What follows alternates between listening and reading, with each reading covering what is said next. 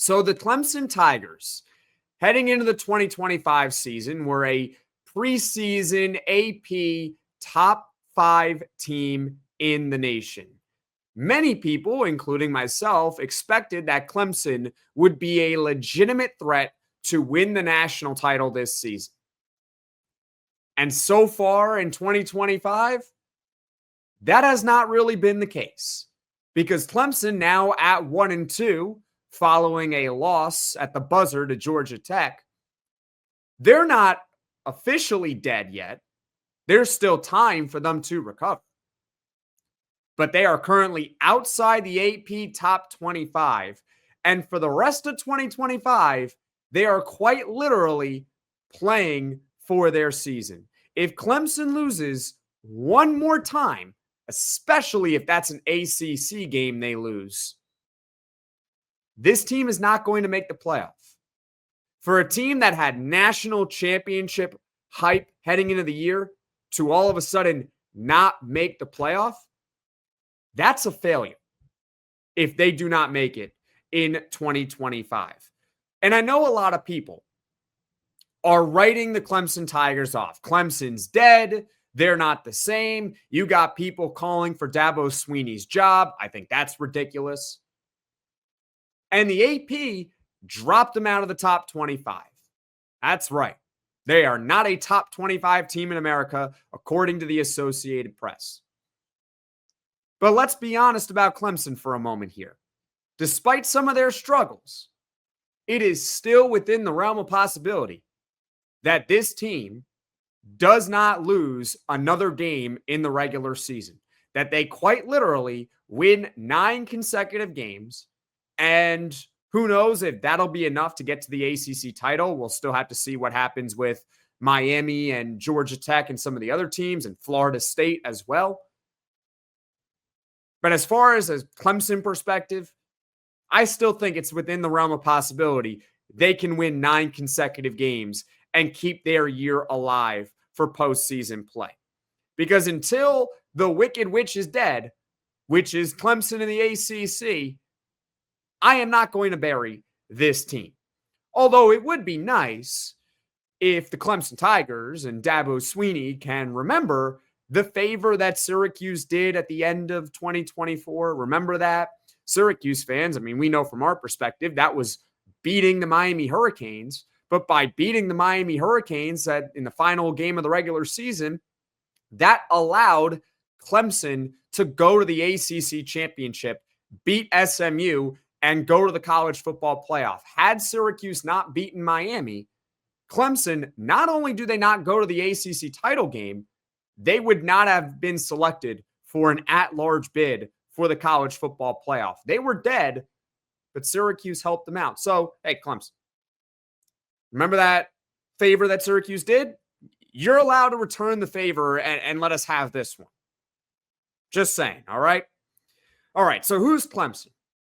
Well, do the Clemson Tigers really need that much of an introduction?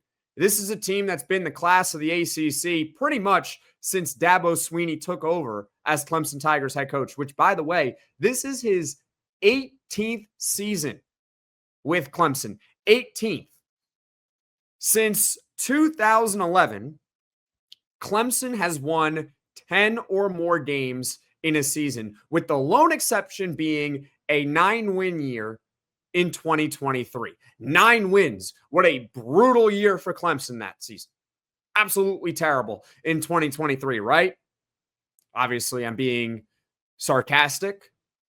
And we, of course, know that Clemson has played for the national title multiple times. They've won a couple of national championships, and they've been in the college football playoff, and, of course, won ACC titles with Dabo Swinney. But there's a reason why there's panic in Clemson land right now, because being 1-2 and outside the top 25 after 3 games is not exactly normal for them. Yes, I know they've had rough patches over the past few years at times, but I don't know if it's ever been like this. Maybe you can argue 2023. But like this type of panic, oh boy, for Clemson, right? So what's gone wrong? Well, head coach Fran Brown of Syracuse, he said it pretty much in the press conference how Clemson, despite their record being 1-2, are just a couple of plays away from being 3-0. And he's not wrong with that assessment. They opened the season versus LSU at home. LSU, I think we all consider a pretty good team. They lost 17-10, but they had the ball deep in LSU territory at the end of the fourth quarter. But it was a turnover on downs that ended that one. Then they looked awful versus Troy for a half, but they were able to bounce back and turn it on in the second half and win that game. And then last week, Clemson went on the road to Georgia Tech, played a close game. They lost at the buzzer with a 55-yard field goal, a very, very difficult field goal. If that doesn't go in, who knows what happens in overtime, right? Maybe Clemson goes on to win that game, right? It's kind of like how in the Tennessee-Georgia game, how Tennessee was a kick away from beating Georgia. Their kicker missed it, and then in overtime, Georgia wins. That could have happened with Clemson had Georgia Tech not made that field goal. But shout out to that Georgia Tech kicker for making a 55-yarder at the end. And has Clemson been flawed through 3 games? Sure, they are definitely not a perfect team, and we'll get to their main issue in the next segment. Cade Klubnik is really the biggest issue right now with them. But another big issue is just their ability or lack thereof right now to finish games. They were right there with LSU, but they lost in the end. They were right there with Georgia Tech, but they lost in the end. They could not get the stop or force them out of field goal range at the end of that game, which 55-yard field goal is towards the end of field goal range, but still couldn't force them back enough.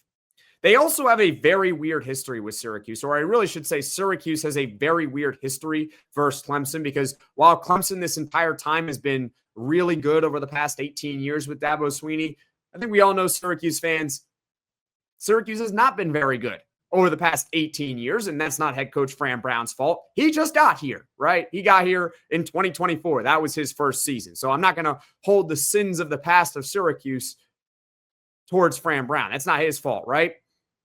Yet Clemson and Syracuse play each other very close. And it doesn't really matter if Syracuse is a good team or a bad team. Of course, we all remember 2017 when Syracuse actually upset Clemson. But then there's also 2018 where actually Syracuse was good that year, but they had a narrow loss to the Clemson Tigers.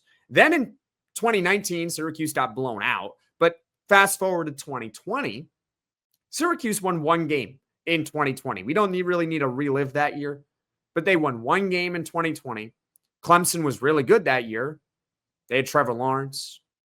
I think ETN was still on the team too. Great team. Yeah, the 1-win Syracuse Orange were within a touchdown late in the third quarter in Death Valley. That was in 2020. Then in 2021, when Syracuse missed a bowl, one of their closest losses that season was a 17-14 loss to Clemson. And 2022, I don't really want to talk about this as a Syracuse fan because there's one particular play that really screwed up that game. So let's just say it was a heartbreaking loss for Syracuse in 2022. And that Syracuse team was not as good as the Clemson Tigers. So even though Syracuse over on FanDuel right now, you can check the odds. They are 17.5-point favorites at the time, or not favorites, 17.5-point underdogs at the time of this recording. I don't think that Dabo Swinney is going to look at that line and say, all right, we're going to beat Syracuse just by getting on the field and putting on pads. Because for whatever reason, even though Fran Brown wasn't the Syracuse head coach during all these times, the Orange have hung with the Clemson Tigers, even if they've only really pulled off the upset one time, which was in 2017.